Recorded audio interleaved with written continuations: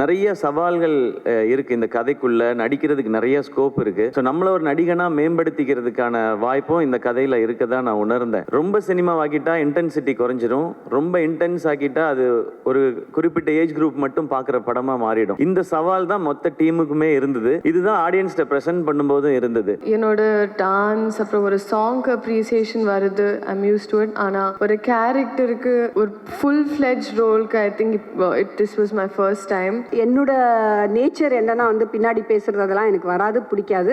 So அவரை கூப்பிட்டு வச்சு Siva we have to talk அப்படின்னு சொல்லிட்டு one night from 8:30 to 12:30 we talk. ரொம்ப இது ஒரு டூ பேட் திஸ் இஸ். இங்கே வந்திருக்கிற பத்திரிகை, தொலைக்காட்சி, இணையதள நண்பர்கள், ஃபோட்டோகிராஃபர்ஸ், வீடியோகிராஃபர்ஸ் எல்லாருக்கும் வணக்கம். பராசக்தி டீமுக்கு என்னுடைய வணக்கம். இது தேங்க்ஸ் கிவிங் மீட்.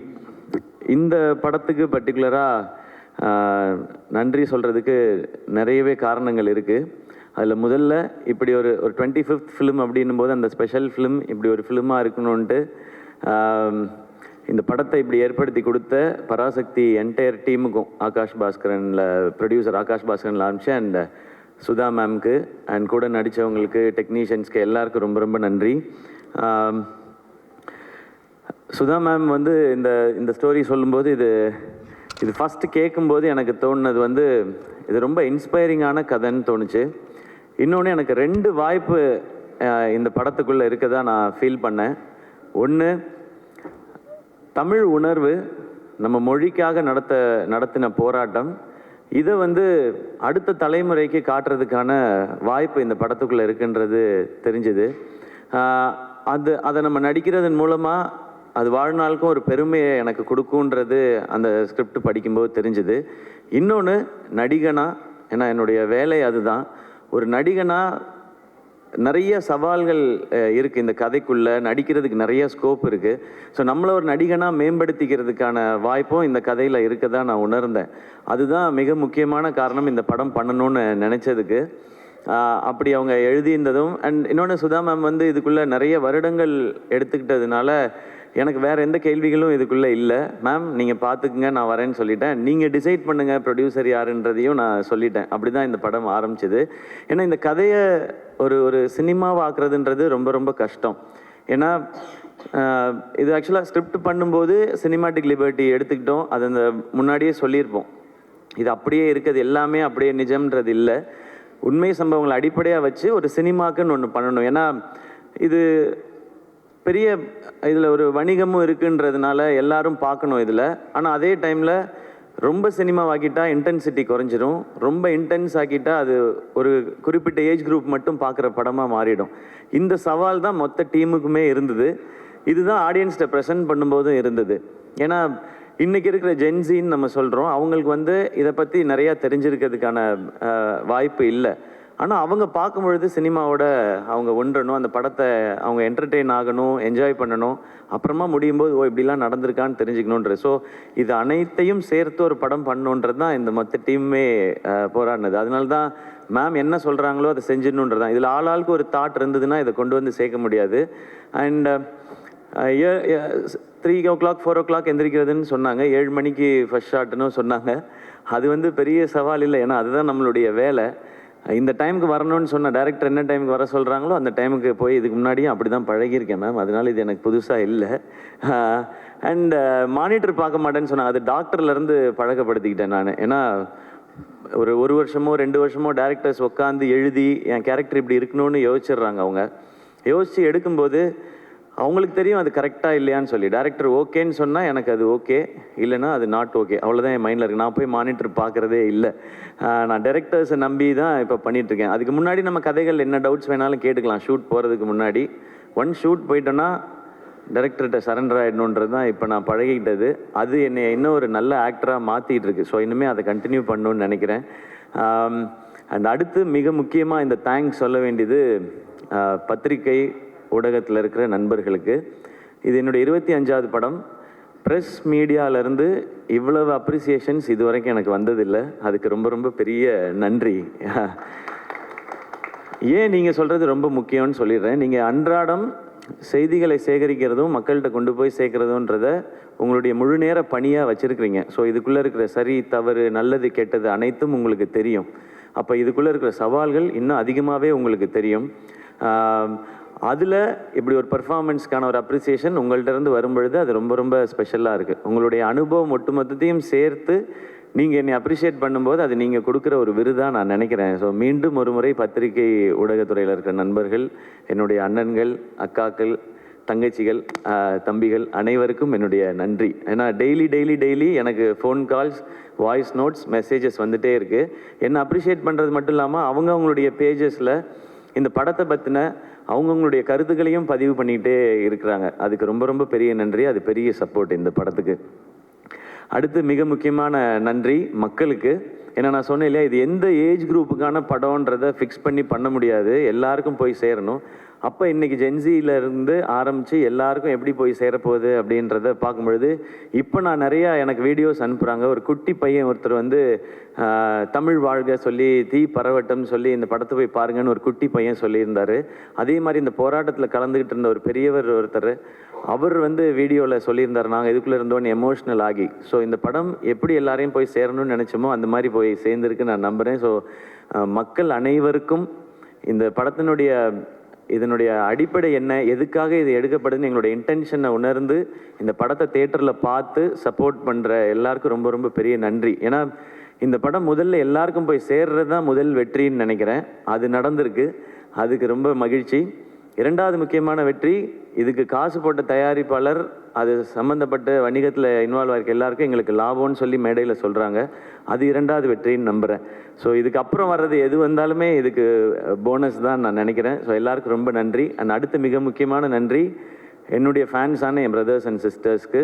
என்னுடைய 25வது படம், அதில் நீங்கள் ரொம்ப ஸ்பெஷல், என்னை விட ரொம்ப எக்ஸைட்டடாக ரொம்ப ஸ்பெஷலாக இதை செலிப்ரேட் பண்ணது நீங்கள் எல்லோரும் தான். அண்ட் என் கூடவே நிற்கிறவங்க எல்லாருக்கும் என்னுடைய மனமார்ந்த நன்றிகள். இந்த படத்தோட டிஸ்ட்ரிபியூட்டர்ஸ், எக்ஸிபிட்டர்ஸ் எல்லாருக்கும் என்னுடைய நன்றி, வாழ்த்துக்கள். அடுத்து பொங்கல் ஹாலிடேஸ் வருது. ஸோ இன்னும் நிறைய மக்கள் இதை போய் தேட்டரில் பார்க்க போகிறாங்கன்ற அந்த எக்ஸைட்மெண்ட்டோடு இருக்கேன். இதுக்குள்ளேருந்து இதெல்லாம் இப்படி இருந்திருக்கலாம்னு வர்ற நல்ல பாசிட்டிவ் ஃபீட்பேக்ஸ் எல்லாத்தையுமே நாங்கள் ஒரு பக்கம் கலெக்ட் பண்ணிட்டு தான் இருக்கிறோம். இதெல்லாம் இன்னும் சிறப்பாக இருக்குதுன்னு சொல்கிறது எல்லாத்தையும் மைண்டில் வச்சுக்கிறோம். இதெல்லாம் அடுத்தடுத்து பண்ணுற படங்களுக்கும் அடுத்து இந்த கரியருக்கும் ஜேர்னிக்கும் அது ஹெல்ப் பண்ணுன்னு நான் நம்புகிறேன். மீண்டும் ஒரு முறை இந்த பராசக்தியை ரொம்ப ஸ்பெஷலாக மாற்றின அத்தனை பேருக்கும் என்னுடைய மனமார்ந்த நன்றிகள். Love you all. எல்லாருக்கும் வணக்கம். ஃபர்ஸ்ட் ஆஃப் ஆல் ரொம்ப ரொம்ப நன்றி. ஏன்னா இப்போ வரைக்கும் என்னோட டான்ஸ் அப்புறம் ஒரு சாங்க்கு அப்ரிசியேஷன் வருது, ஐம் யூஸ் டு இட். ஆனால் ஒரு கேரக்டருக்கு ஒரு ஃபுல் ஃப்ளெஜ் ரோலுக்கு I think this was my first time. And thank you என்னோட டைரக்டர் சுதா மேம்க்கு and production house Dawn Pictures. ஏன்னா இது எனக்கு ஒரு பர்ஃபெக்ட் டெபியூ எனக்கு அப்படி தோணுது. அண்ட் ஐ ரியலி ஃபீல் இந்த ஒரு ரெஸ்பான்ஸ் தியேட்டர் வெளியே வர்றதுக்கப்புறம் ஐ ஃபெல்ட் எவ்ரிஒன்ஸ் ஐஸ் அப்படி ஃபுல் கண்ணில் நீர் and all of that. And I really felt very very happy, ஒரு satisfied feeling and ஒரு grateful heart. நிஜமா லைக் தமிழ் சினிமாவுக்கு, தமிழ் மக்களுக்கு இப்படி ஒரு ஆப்பர்ச்சுனிட்டி கொடுக்கறதுக்கு I'm very very grateful. And இது ஒரு பர்ஃபெக்ட் ஸ்டோரி, ஒரு history we created is what I feel. Thank you, ரொம்ப ரொம்ப நன்றி. அண்ட் யா, இப்போ ஒரு நல்ல ஃபவுண்டேஷன் வந்துச்சு. இதுக்கு மேலே I want to build a very good career in Tamil cinema. Thank you, ரொம்ப ரொம்ப நன்றி. முதல்ல நான் இங்கே இருக்கிறவங்களுக்கும் இங்கே இல்லாதவங்களுக்கும் நான் தேங்க்யூ சொல்லிக்கிறேன். பிகாஸ் என் cast and crew, they are my treasures. அவங்க வந்து எனக்கு என் பொக்கிஷங்கள். போகி இல்லை, மிலிந்த் இல்லை, ஒன்றும் நிறைய பாலு, ஸ்டில்ஸ் பாலு இல்லை, இவங்க எல்லாருமே வந்து என்னோட இந்த துரோகியிலேருந்து என் கூட இருந்திருக்காங்க. ஸோ லிட்ரலி என்னன்னா வந்து எனக்கு ஏதாவது ஒன்று வேணும்னா நான் சொல்லவே தேவையில்லை. என்னை பார்த்து, என் கண்ணை பார்த்தே புரிஞ்சுப்பாங்க அது நல்லா இருக்கா இல்லையா, எனக்கு ஓகேவா இல்லையா. ஸோ மெனி அ டைம் எனக்கு சாய்ஸஸ் கூட தேவையில்லை. இவங்க எல்லாருமே அந்த ஃபர்ஸ்ட் சாய்ஸ் கொடுக்கறதுலையே எனக்கு வந்து it will be okay. So அது வந்து எவ்வளோ ஒரு லக்ஸுரின்றது வந்து ஒரு ஃபில்ம் மேக்கராக இருந்தால் தான் அவங்களுக்கு புரியும். இல்லைனா அவங்களுக்கு புரிய வச்சு அது வந்து நம்ம பண்ணி ரொம்ப நாள் எடுக்கும். நெக்ஸ்ட் மை ஆக்டர்ஸ் வந்து ஃபர்ஸ்ட் டைம் என் கூட என் படத்தில் நடிக்கிறதுனால ஒரு சில பிரச்சனைகள் இருந்திருக்கலாம். அவங்களுக்கு 7 மணிக்கு ஷார்ட் வைக்கிறது அவங்கெல்லாம் வந்து எனக்கு தெரிஞ்சு ஒரு நாள் வந்து அதர்வாவும் நாங்கள் எல்லோரும் ஒரே ஹோட்டலில் தங்கினோம் பாண்டிச்சேரியில். அங்கேருந்து கடலூர் போனோம், சிதம்பரம் போனோம். அப்போ வந்து காலையில் வந்து ஐ திங்க் நெக்ஸ்ட் ஈச் அதரா ரூம்ஸு இல்லை கீழே மேலே ரூம்ஸு. ஒருத்தர் வந்து ஓடுறாராம் விடுகாத்தால 3:30 மணிக்கு. அங்கே பனியெல்லாம் இருந்துச்சு, யார் முகம் தெரியாமல் ஒருத்தர் ஓடுறாரு. அவருக்கு பின்னாடி இன்னொருத்தர் ஓடுறாராம். அவங்க 2 பேரும் அப்படியே ஆல்மோஸ்ட் முட்டிக்கு போகும்போது பார்த்தாங்களே it's Atharva and Siva. So அப்படி 3:30 இந்த மார்னிங் நான் ஃபஸ்ட்டா அப்படின்னு சொல்லிட்டு அவங்க வந்து கொஞ்சம் டார்ச்சர்லாம் வந்து அனுபவிச்சிருக்காங்கன்னு நினைக்கிறேன். பட் ஒரு 5 நாளுக்கு அப்புறமா எல்லாமே சரியாயிடும். அவங்களே வந்து டைமுக்கு வர ஆரம்பிச்சிருவாங்க. டைமுக்கு வரலன்னு என்ன நடக்கும் தெரியும். ஸோ சிவா கூட எனக்கு வந்து என்னென்னா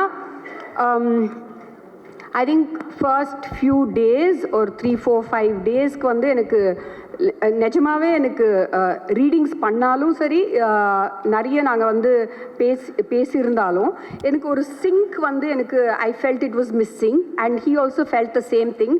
ஸோ அப்போ வந்து என்னோட நேச்சர் என்னன்னா வந்து பின்னாடி பேசுகிறது அதெல்லாம் எனக்கு வராது, பிடிக்காது.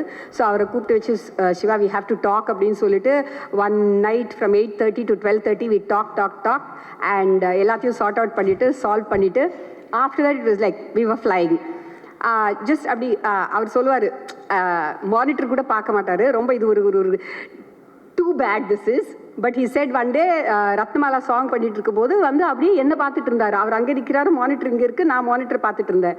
So I said come Siva. He said இல்லை உங்கள் கண்ணில் பார்த்தாலே எனக்கு புரிஞ்சு போயிடும் அது ஓகேவா இல்லையா அப்படின்னு சொல்லிட்டு. ஸோ அந்த ரேஞ்சுக்கு there was a புரிதல். And when Shiva doesn't feel like doing something also, I understand, I respect that. And with Leela, it's been a pleasure, it's been a joy. ஏன்னா வந்து ஒரு how do you say it, அவங்கள வந்து இப்போ வர ஒரு glamorous heroine, there's nothing wrong with that. And dance பண்ணி தான் நிறைய யூஸ் பண்ணியிருக்காங்க அவங்கள படத்தில். ஸோ இதில் வந்து ஒரு முக்கியமான கேரக்டர் அண்ட் அந்த கேரக்டர் ஒர்க் ஆகணும்னா அவங்களுக்குள்ளே இருந்து அந்த இமோஷன் ரியலாக வரணும். அதை அவங்க கொடுத்துட்டாங்க. And that just shows what a brilliant actress she has a very very bright future. And Adarva, Ravi and Chetan, Sandhya Mridul, நான் பேர் விட்டுட்டே இருப்பேன் பிகாஸ் நிறைய பேர் இருக்காங்க, நிறைய கேரக்டர்ஸ் இருக்காங்க. Everybody, there is not a single character. Kali Venkat ஒரு ஆக்டர் கூட இல்லை நான் வந்து ஐயோ இது திருப்தியாக பண்ணல, எனக்கு இதை விட பெட்டராக பண்ணியிருக்கலாம்னு சொல்கிற மாதிரி யாருமே இல்லை. ஐ ஆம் இண்டெப்டட் டு தெம் பிகாஸ் நான் வந்து அது வந்து பேப்பரில் எழுதுறது தான் என்னோட கெப்பாசிட்டி. அதுக்கு உயிர் கொடுக்கறது எங்களோட ஆக்டர்ஸோட capacity and their this thing and உயிர் கொடுத்துட்டாங்கன்னு தான் நான் சொல்லுவேன். அப்புறமா மோஸ்ட் இம்பார்ட்டண்ட் எங்கள் படத்தை பார்த்து பாராட்டி எனக்கு ஊக்கம் கொடுத்த உங்கள் எல்லாருக்குமே ரொம்ப ரொம்ப ரொம்ப நன்றி. பிகாஸ் நிறைய வாட்டி ஃபில்ம் மேக்கருக்கு எப்படி தோணுன்னா, தனியாக நிற்கிறோம், என்ன சொல்கிறாங்க, நம்ம படம் ஃப்ளாப்பா ஹிட்டா, நல்லா போகுதா இல்லையா, பிடிக்குதா இல்லையா அப்படின்ட்டு ஒரு ஒரு ஒரு ஒரு குழப்பத்திலேயே இருப்போம். அந்த டைமில் நான் ப்ரெஷ் ஷோக்கு போனேன். ப்ரெஷ் ஷோக்கு போகும்போது அங்கே இருக்கிற உங்களோட பாராட்டு, உங்களோட அன்பு, அப்புறம் ஒரு அந்த ஊக்கம் எனக்கு வந்துச்சு பாருங்களேன். அதை வச்சு தான் நான் இப்போது லிட்ரலி ஓட்டிகிட்ருக்கேன். பிகாஸ் உங்களுக்கே தெரியும் நிறைய விஷயங்கள் அங்கே எங்கே காதில் வந்துட்டுருக்கோம். அது எல்லாத்தையும் தாண்டி மீறி நீங்கள் கொடுத்த பாராட்டுகள், நீங்கள் கொடுத்த ரிவ்யூஸ், அது வந்து இந்த படத்தை வந்து நிற்க வச்சுருக்கு. Thank you so much. தேங்க்யூ.